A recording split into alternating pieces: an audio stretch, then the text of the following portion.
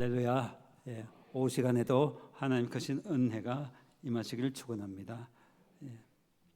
지난번에 제가 말씀드릴 때 예수님의 세례는 메시아로서 임직하는 의식이며 죄인의 대표가 되는 자리다. 인류의 대표가 되는 의식이라고 했습니다. 세례 받으신 후 예수님은 성령에 이끌려서 유대 광야로 가셔서 40일 동안 금식하시며 마귀에게 시험을 받으십니다. 성경에 기록된 마귀의 시험은 40일을 금식하신 후에 시작된 것으로 보입니다. 아마도 40일 금식하면서 기도하셨을 것으로 생각됩니다. 그래서 40일 금식 기도하는 분들이 간혹 있습니다. 모세도 옛날에 시내산 갈 때 40일 금식했고요. 엘리야도 40일 금식했다고 성경에 있습니다. 40일 금식하고 그 뒤에 잘 관리해야 됩니다. 죽을 드셔야죠. 이 관리를 잘못하면은 오히려 건강을 해치고 죽는 분들이 간혹 있습니다. 근데 예수님께서는 40일 금식하신 후에 이 보양식 죽 드시면서 몸을 관리하는 게 아니라 마귀에게 시험을 받으셨습니다. 시험이 시작됐다는 거죠. 인간의 몸을 가지고 계신 주님이시기에 40일 금식했기 때문에 얼마나 배가 고팠겠습니까? 이슬람교에서 라마단 기간이라고 30일 동안 한 달 동안 금식하는 기간이 있습니다. 1년에 한 달 금식을 하는데 낮에만 합니다. 해가 떠 있는 동안에만 합니다. 그런데 해가 지고 밤이 되면은 낮에 못 먹었던 음식을 먹습니다. 밤새도록 해가 뜨기 직전까지 먹고 즐기다가 해가 뜨면 또 금식을 시작합니다. 낮에는 음식뿐만 아니라 음료도 먹어서는 안 됩니다. 심지어는 침도 삼켜서는 안 된다고 합니다. 그런데 라마단 기간에 조사를 해보았더니 평소보다 음식 소비량이 2배나 3배 더 많았다고 합니다. 2-3배 되었다고 합니다. 그러니까 금식이라는 게 엉터리죠. 어떻게 보면. 그러나 예수님의 금식은 40일 동안 낮에만 금식한 것이 아니라 밤낮으로 금식하셨습니다. 과거 출애굽 당시에 이스라엘은 가나안을 정복하라는 하나님의 명령을 거부하다가 40년 동안 광야에서 방황하면서 시험을 받았습니다. 예수님도 40일 동안 하나님의 백성인 이스라엘을 대표해서 광야에서 이렇게 시험을 받고 계십니다. 그런데 왜 예수님이 공생애를 시작하는 이 시점에 마귀에게 시험받는 것으로 시작하실까요? 그것도 성령에 이끌려서 사탄에게 시험받으러 가셨다 했습니다. 오늘 본문 1절에 보시면 예수께서 성령에 이끌려 마귀에게 시험을 받으러 광야로 가셨다고 말씀합니다. 예수님이 마귀에게 시험받는 것이, 사탄에게 시험받는 게 하나님의 뜻이라는 것이죠. 주님께서 우리에게 가르쳐 주신 기도문에는 시험에 들지 않게 우리를 시험에 들게 하지 마옵소서라고 기도하라고 했는데, 오늘 본문에는 우리 죄를 대속하기 위해서 오신 예수님이 어째서 마귀에게 시험을 받으셨는가 하는 의문이 듭니다. 그러면 먼저 예수님께서 어떤 시험을 받으셨는지 살펴보겠습니다. 40일을 금식하신 후에 아주 배가 고픈 상황에서 마귀는 가장 약점인 먹는 문제로 예수님을 시험합니다. 3절에 보시면 네가 만일 하나님의 아들이라면 명하여 이 돌들로 떡덩이가 되게 하라. 첫 번째 시험은 먹는 문제입니다. 먹는 문제. 그리고 이어지는 두 번째 시험은 성전 꼭대기에서 뛰어내리라는 것입니다. 세 번째 시험은 높은 산에서 천하만국의 영광을 보여주며 자신에게 엎드려 절하면 이 모든 것을 주겠다는 시험입니다. 그런데 첫 번째와 두 번째 시험의 전제가 있습니다. 전제가 네가 만일 하나님의 아들이라면 이렇게 해보아라 했습니다. 한마디로 예수님 자신이 하나님의 아들이심을 증명해 보라는 것입니다. 초자연적인 놀라운 능력을 행해서 증명해 보라는 것이죠. 돌로 떡을 만들어 보고, 이것은 인간이 할 수 없는 일이죠. 그리고 높은 데서 뛰어내려도 멀쩡하게 되는 기적을 보여달라는 것입니다. 세 번째 시험은 천하만국의 영광을 보여주며 자기 앞에 절하면 이 모든 것을 주겠다는 유혹입니다. 예수님이 이러한 시험을 받으시는 이유는 대표로서 받는 것입니다. 대표. 세례 받음으로 대표가 되었다고 했죠. 죄가 없으신 예수님이 죄인이 받는 세례를 받으심으로 죄인의 대표가 되셨다고 했습니다. 최초의 인간 아담이 전 인류의 대표로서 옛 뱀 곧 마귀 사탄의 시험에 그 유혹에 넘어가서 죄를 범함으로써 그의 후손인 모든 인간, 우리 모든 인류가 죄인이 되었습니다. 그런데 예수님은 둘째 아담으로 오셔서 구원받을 인류의 대표가 되시고 새로운 인류의 대표가 되셔서 지금 시험을 받는 겁니다. 대표로 시험 받는 겁니다. 아담 안에서 모든 사람이 죄인 된 것 같이 그리스도 안에서 모든 사람이 의인이 되리라 하셨습니다. 그래서 누구든지 그리스도 안에 있으면 새로운 피조물이 되는 것입니다. 그러면 예수님께서 공생애를 시작하면서 이렇게 시험받는 이유가 뭐겠습니까? 그것은 아담의 실패 때문입니다. 인류의 대표로서 아담이 실패했기 때문에 새로운 인류의 대표로서 예수님이 이 시험에서 승리하기 위해 마귀에게 시험을 받으시는 것입니다. 아담이 먹는 문제로 실패했는데 새로운 인류의 대표로서 예수님도 가장 먼저 받는 시험이 먹는 문제입니다. 아담은 굳이 선악과를 안 먹어도 먹을 게 얼마든지 그 풍부했습니다. 배고파서 먹었던 것이 아닙니다. 그런데도 실패했다는 거죠. 먹을 것이 풍부하고 선악과는 안 먹어도 되는데 굳이 먹어서 실패했습니다. 그러나 예수님은 40일을 금식하셨고 광야에서는 먹을 것이 아무것도 없습니다. 이때 사탄은 사방에 널린 돌들로 떡덩이를 만들라고 하였습니다. 예수님은 창조주 하나님이시므로 얼마든지 돌로 떡을 만들 수가 있습니다. 아담은 그 뱀의 유혹, 마귀의 유혹에 넘어가서 선악을 알게 하는 나무 열매를 먹지 말라. 네가 먹는 날에는 반드시 죽으리라 하는 하나님의 말씀을 버리고 너희가 결코 죽지 아니하리라 하는 마귀의 말을 들었습니다. 반대로 예수님은 마귀의 말을 거절하고 신명기 8장 3절 말씀을 인용하셔서 신명기 8장 3절에 사람이 떡으로만 살 것이 아니요 하나님의 입으로부터 나오는 모든 말씀으로 살 것이니라 하신 이 말씀을 인용해서 승리하셨습니다. 아담은 하나님 말씀을 불신하고 버렸지만 예수님은 하나님 말씀을 진리로 생명으로 붙들으셨습니다. 말씀 붙잡고 살면 우리가 승리하고 생명을 얻을 것입니다. 두 번째 시험은 성전 꼭대기에서 뛰어내리라는 것인데 이것도 예수님은 바다 위도 걸으셨고 마지막에 하늘도 승천도 하셨는데 성전 꼭대기가 아니라 500층 이상 되는 건물 꼭대기에서도 뛰어내려도 죽지 않으실 수 있을 것입니다. 죽지 않을 것입니다. 그러나 예수님은 주 너의 하나님을 시험하지 말라는 신명기 6장 16절 말씀으로 응수하셨습니다.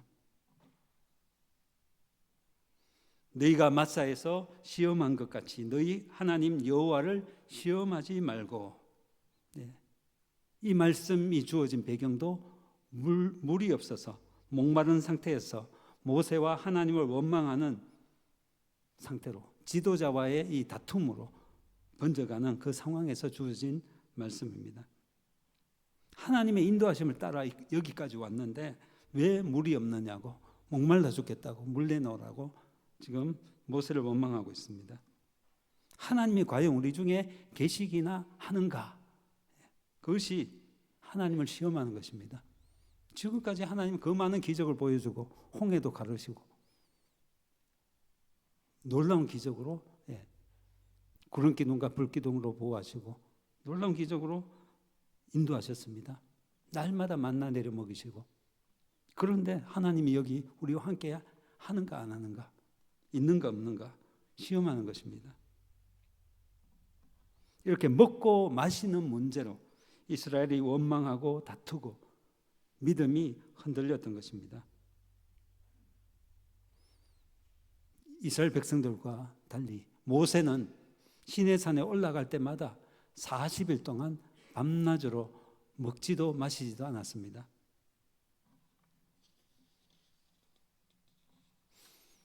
농사도 지을 수 없는 그 광야, 땅의 소산을 전혀 얻을 수 없는 그 광야에서 40년 동안 하나님께서는 기적의 양식인 하늘 양식 만나를 내려서 날마다 내려서 먹이셨습니다.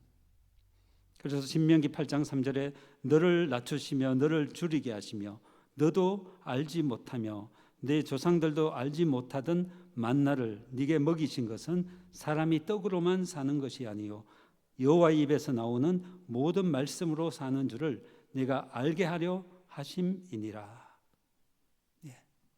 떡으로만 사는 것이 아니라 하나님의 말씀으로 살아야 한다. 여기서 떡은 간식이 아니라 주식입니다. 우리 떡 먹죠. 간식으로 먹습니다.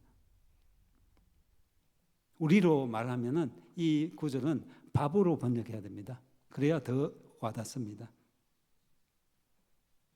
우리 육신은 밥을 먹어야 살죠. 근데 밥만 먹고 사는 게 아니라 하나님 말씀을 먹어야 진정한 생명을 이어갈 수 있다는 것입니다. 육신은 밥을 먹는데 영혼은 하나님 말씀을 먹어야 합니다. 문제는 우리 육신이 밥을 안 먹으면 대부분 배고픔을 느낍니다. 식욕이 당깁니다. 막 먹고자 하는 욕구가 생기죠. 그런데 말씀 안 먹어보십시오. 말씀. 오늘 좀 바빠서 못 읽었다. 이게 막 말씀에 갈증이 일어납니까? 막 배가 고픕니까? 말씀이. 별로 감각이 없어요. 영적 배고픔은 잘 느끼지를 못합니다. 영혼이 굶주려고 하고 말라가는데도 육신의 배고픔만큼은 즉각적으로 느끼지를 못합니다. 40일을 금식하신 예수님께서 얼마나 배가 고프셨겠습니까? 우리 속담에 사흘 굶으면 남의 담 안 넘을 놈이 없다, 이런 속담이 있죠. 남의 빈집이라도 담 타놓고 들어가서 먹을 것을 찾는다는 것이죠. 사람이 배고프면 훔쳐서라도 먹으려고 한다는 뜻입니다. 아마도 나만 굶는 게 아니라 처자식들, 식구들 생각해서라도 먹을 걸 구한다는 거죠.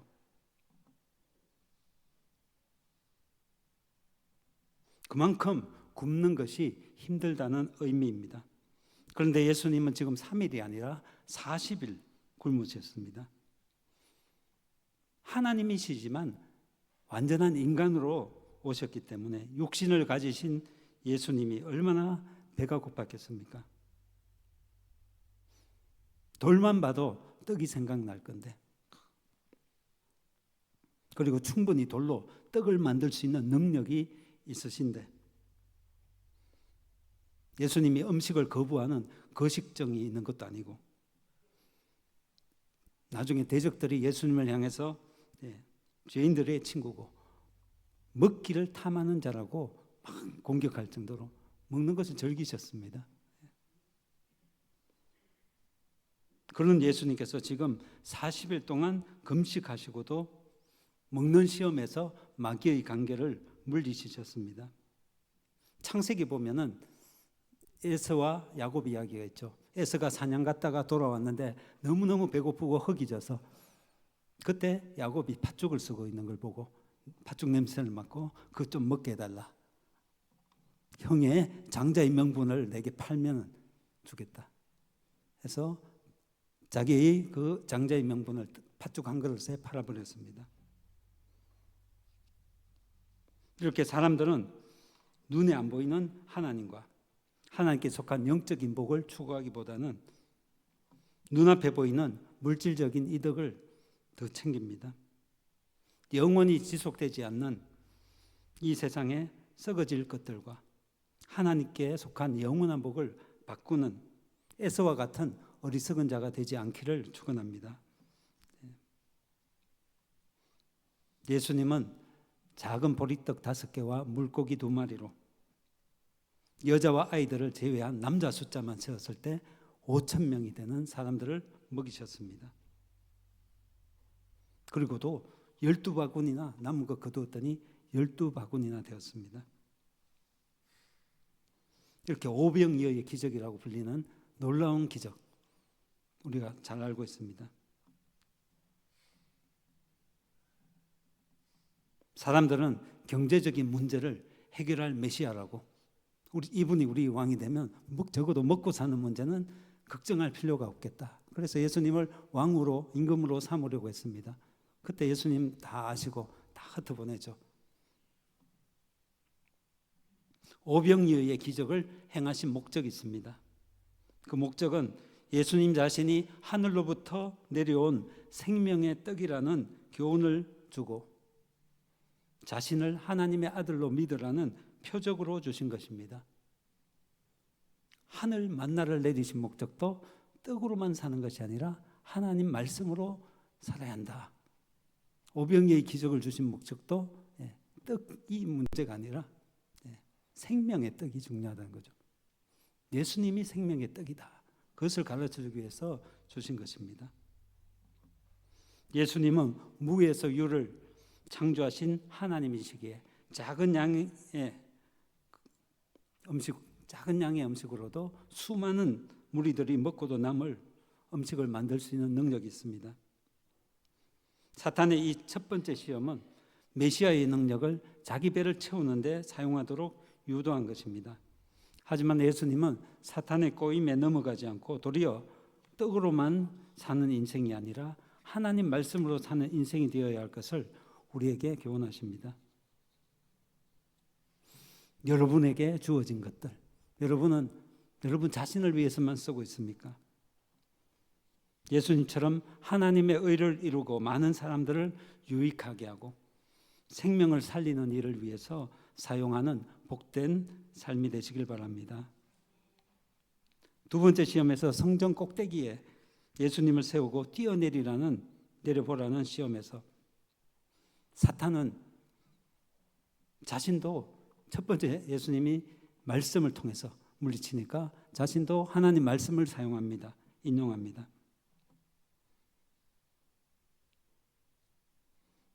시편 91편 11절에서 12절 말씀인데 91편 11절 12절 말씀에 그가 너를 위하여 천사들을 명령하사 내 모든 길에서 너를 지키게 하심이라.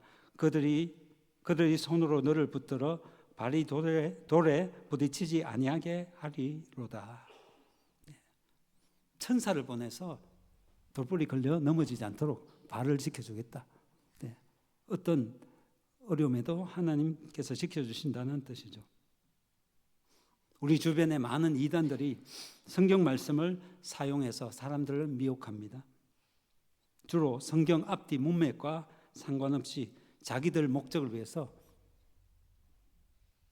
어떤 특정 구절을 인용하는 거죠.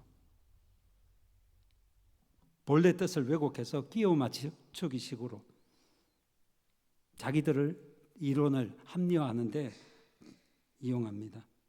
신천지 같은 데 보면 새를 마귀라고 합니다. 마귀. 새가 딱 나왔다. 마귀. 이렇게. 왜냐하면 씨 뿌리는 비유에서 길가에 씨를 새가 먹어버리죠. 말씀인데 말씀을 마귀가 빼앗아 간다. 그래서 다 마귀라고 하는데 그러나 성경의 모든 새가 다 마귀는 아닙니다. 하나님께서 공중의 새, 까마귀도 먹이시고 기르신다고 하셨죠. 하나님이 마귀를 먹이고 기릅니까? 그리고 까마귀를 통해서 엘리야가 그리시네가에 있을 때 고기와 떡을 물어오게 하셨습니다. 꼭 필요할 때 하나님께서 필요한 물질들을 공급해 주는 거죠. 그래서 어떤 우리 사역자들 보면은 어떤 분들이 딱 필요할 때 딱 필요한 물질을 가져다 주는 분들이 있습니다. 아, 까마귀를 보내주셨다 이렇게 이야기하거든요. 까마귀가 마귀가 아니라는 거죠. 새가 마귀가 아니죠. 그리고 말씀은 씨는 무조건 말씀이다 이렇게 적용하는데 말씀일 수도 있지만 또 때에 따라서는 사람일 수도 있습니다. 그리고 후손이라는 의미도 있습니다. 너희 씨가 대적의 문을 얻으리라.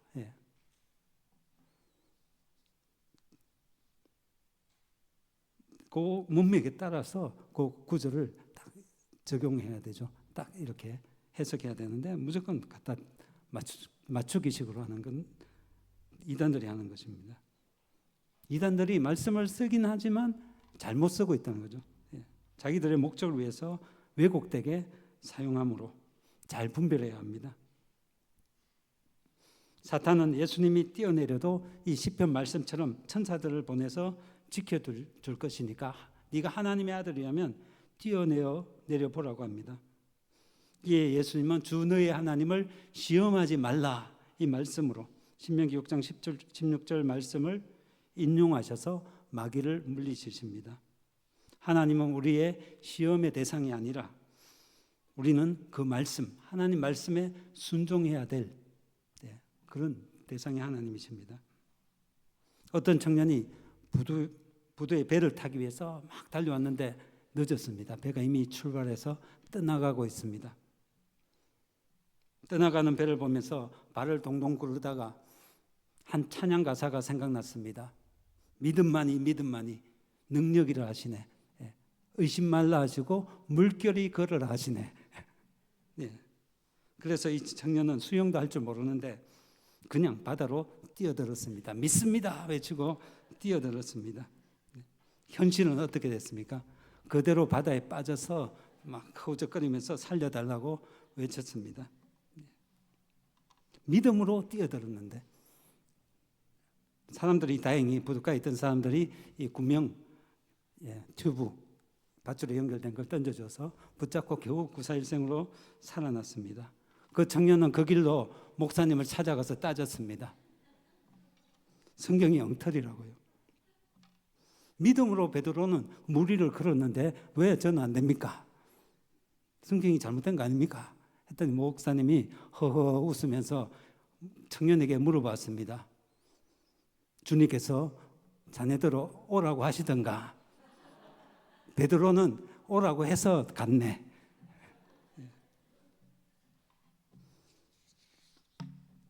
당연히 아니잖아요. 그렇습니다. 주님의 명령이 확실하다면 그것은 하나님 시험하는 게 아닙니다. 순종입니다. 그러나 막무가내로 믿습니다 하고 뛰어내리면 하나님을 시험하는 것이 됩니다. 그 뒤는 책임질 수가 없는 것이죠. 세 번째 시험은 높은 산에서 천하만국의 영광을 보여주며 자신에게 절만하면 사탄이 이 모든 것을 다 주겠다는 시험입니다. 아무 노력도 하지 않고 절만하면 됩니다. 마귀에게. 천하만국의 영광을 가지는 왕이 되는 것입니다. 다윗과 솔로몬 시대의 화려한 영광을 누리는 것, 바로 유대인들이 바라는 메시아상입니다. 하지만 천국은 그런 곳이 아닙니다. 천국, 하나님 나라는 하나님께서 왕으로 계신 곳입니다. 예수님은 신명기 6장 13절 말씀으로 물리치셨습니다. 네 하나님 여호와를 경외하며 그를 섬기며 그의 이름으로 맹세할 것이니라. 하나님만 섬기라고, 하나님께만 경배하라고 말씀합니다. 하나님은 질투하시는 하나님이시므로 하나님 자리에 하나님 아닌 어떤 것을 놓고 섬기면은 진노의 심판을 받을 것입니다. 이 세 번째 시험은 누구를 예배할 것인가? 예배 문제입니다. 우리는 오직 하나님만을 경배해야 한다는 정답을 잘 알고 있습니다. 세상에 많은 사람들이, 심지어는 교회도 다닌다는 자들이 세상에서의 영화를 얻기 위해서 괴테의 소설에 파우스트라는 사람처럼 사탄에게 절하며 자기 영혼을 팔아버린 경우가 실제로도 많이 있습니다. 그렇지만 예수님은 사탄에게 절만 하면 쉽게 주어지는 세상 나라의 왕이 되기보다는 고난과 죽음을 통과해야만 하는 십자가를 통한 하나님 나라의 왕이 되는 길을 택하셨습니다. 아무리 좋은 것을 준다 할지라도 우리는 하나님만을 섬기기로 결단해야 합니다. 예배를 목숨같이 여겨야 할 것입니다. 이것이 하나님 나라 백성과 세상 나라 백성의 차이입니다. 이스라엘 백성들이 모세가 시내산 올라간 사이에 밑에서 금송아지를 만들어 놓고 섬겼습니다. 금송아지. 어떻게 보면 만몬신이라고도 할 수 있습니다. 옛날에 보면 금송아지 진짜 만들어 놓고 집에다가 잘 모셔놓은 집들이 있더라고요. 그러니까 요새는 금괴를 만들죠. 많은 사람들이 금송아지, 만몬신을 숭배합니다. 돈이 신이 되는 세상입니다. 돈 때문에 크고 작은 문제들이 일어나고 있습니다. 그런데 많은 사람들은 많은 돈을 소유해서 부자가 되고 싶어 합니다. 디모데전서 6장 9절로 10절에 보면 부활이 하는 자들은 시험과 올무와 여러 가지 어리석고 해로운 욕심에 떨어지나니 곧 사람으로 파멸과 멸망에 빠지게 하는 것이라. 돈을 사랑함이 일만하게 뿌리가 되나니 이것을 탐내는 자들이 미혹을 받아 믿음에서 떠나 많은 근심으로서 자기를 찔렀도다. 이 말씀으로 분명히 경고를 하고 있습니다. 물론 열심히 노력해서 일해서 많은 돈을 벌어야죠. 주님께서 주신 것으로 자족할 줄 알아야 합니다. 불법적인 것을 하지 말라는 거죠. 무리한 욕심, 이것 양심을 속이거나 불법적인 방법으로 이익을 챙기려고 하지 말아야 할 것입니다. 이렇게 마귀의 미혹받는 것을 조심해야 합니다. 이스라엘이 광야에서 발람의 미혹을 받아서 모압 여인들과 미디안 여인들 행음을 하고 바알신에게 경배를 하였습니다. 현대인들은 특히 사탄 마귀가 미디어나 대중문화를 통해서 성적인 것들로 많이 유혹합니다. 성적 타락의 극치가 동성애입니다. 그래서 동성애가 퍼진 소돔을 비롯한 4개의 성읍이 그리고 폼페이 성이 후에 로마의 폼페이 성이 불과 유황으로 멸망당했습니다. 먹는 식욕이나 성욕이나 또 쉬고 싶은 수면욕이나 안전에 대한 욕구나 인간의 기본적인 생리적인 욕구가 있습니다. 이런 것들은 죄가 아닙니다. 하지만 마귀는 이런 것들로 우리를 시험하고 유혹합니다. 이기는 방법이 뭐겠습니까? 하나님 말씀으로 무장하는 것입니다. 말씀을 따라 순종하는 삶을 사는 것입니다. 시편 119편 9절에 청년이 무엇으로 그 행실을 깨끗게 하리까? 주의 말씀을 따라 삼갈 것이니다. 그 말씀이 있습니다. 그리고 119편 11절에 내가 주께 범죄하지 아니하려 하여 주의 말씀을 내 마음에 두었나이다. 하나님 말씀으로 우리가 승리할 수 있습니다. 예수님이 3번의 시험에서 말씀으로 승리하셨듯이 말씀이 내 속에 있고 말씀으로 무장되어 있으면 승리할 수 있습니다. 예수님은 하나님의 아들 곧 하나님이시기에 마귀의 시험을 이기는 것은 문제가 아닐 것입니다. 그러나 하나님의 능력은 뒤로 두고 완전히 우리 입장에서 이 시험을 받으셨습니다. 완전한 우리와 똑같은 육신을 가지고 계셨습니다.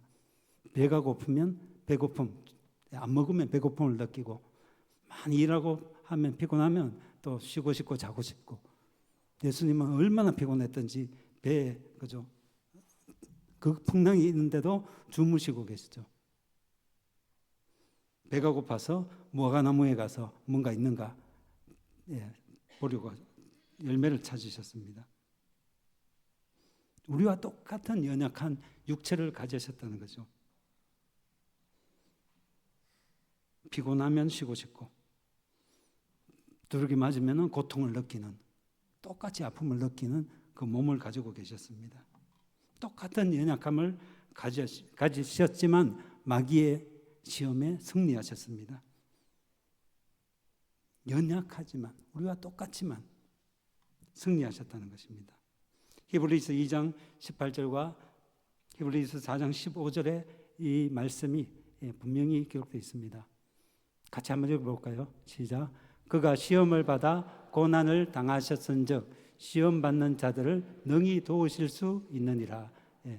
우리에게 있는 대제사장은 우리의 연약함을 동정하지 못하실 이가 아니요 모든 일에 우리와 똑같이 시험을 받으신 이로되 죄는 없으시니라. 아멘. 예수님은 우리와 똑같이 연약하지만 승리하셨습니다. 핑계할 게 할 수가 없습니다. 우리가 약해서 그랬다고 말할 수가 없습니다. 이미 우리와 똑같은 입장에서 승리하신 예수님, 우리의 대표로서 승리하신 예수님 따라서 하나님 말씀으로 승리할 수 있습니다. 예수님을 의지하면 승리합니다. 우는 사자처럼 사탄 마귀는 지금도 삼킬 자를 찾아다니고 있습니다.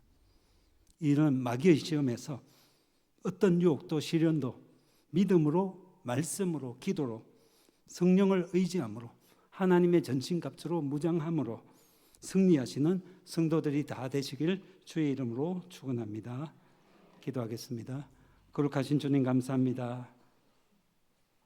하나님의 아들 하나님께서, 우리 예수님께서 우리의 대표가 되어주셔서 우리의 연약함을 가지고 마귀의 시험에 응하셔서 승리하셨는데, 참으로 우리도 예수님의 뒤를 따른 자로서 예수님과 같이 하나님 말씀으로 무장하여서 말씀으로 승리하고 승리자로 설 수 있기를 원합니다. 주님 앞에서 정말 하나님 안에 평화를 누리고 하나님 안에서 우리 예수 그리스도의 뒤를 따라서 고난의 길, 십자가의 길을 가는 저희가 되게 하옵소서. 예수님의 이름으로 기도하옵나이다. 아멘.